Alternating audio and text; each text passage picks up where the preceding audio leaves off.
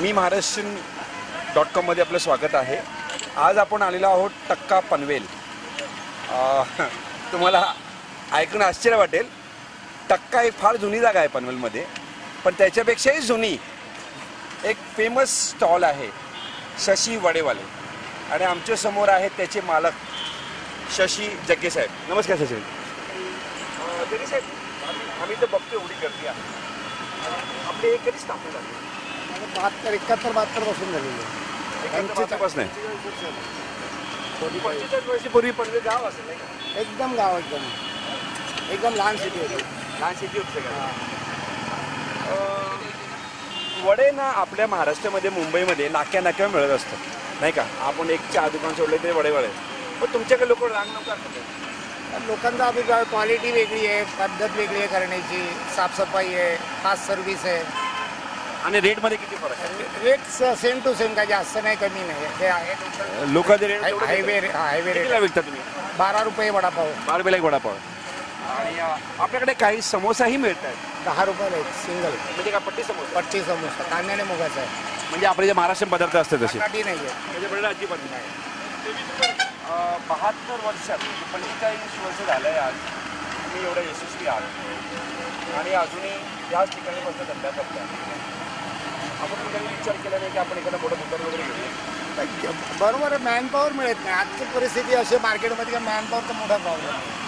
कुठलाही धंदा खोलाच्यावर manpower show नाही करू शकत आपण। मॅनपॉवर आणली 4 महिने केला का 5 महिन्याने परत मॅनपॉवर प्रॉब्लेम येतो, त्याच्यामुळे मग आपला आहे तो व्यवसायाला मुलाला घेऊन तोच चालू ठेवला पुढे, त्याच्यावरच आपण पुढे जायचं।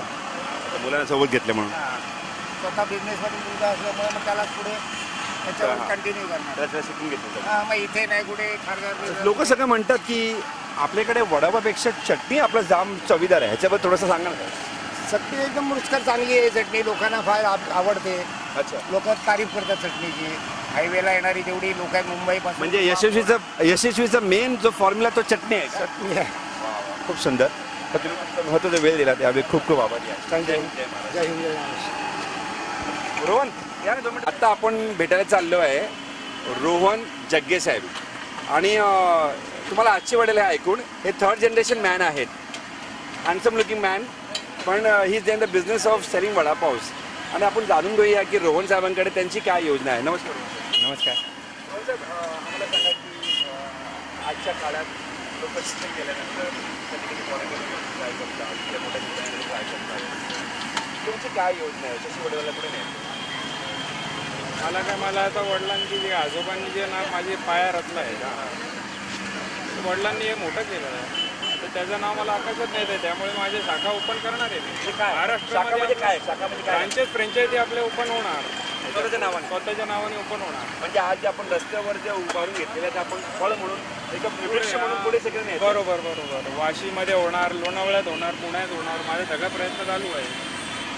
ठाण्यामध्ये होणार, पण पुण्यामध्ये बरेच दिग्गज लोक खूप असतील नाही का? असू दे ना सर, क्वालिटी आहे आमच्याकडे, क्वालिटीच्या जोरावर आम्ही सगळं करतो, आणि कस्टमर्स आहेत चांगले आमचे बांधलेले, त्यामुळे काय आम्हाला प्रश्न येत नाही। हे पुण्याचे लोक पण मागणी करतात की पुण्याला या, मुंबईची लोक मागणी करतात मुंबईला या, वाशीची लोक मागणी करतात वाशीला खोला, ठाण्याची गिऱ्हाईक आहेत ते मला तिकडे बोलवतात।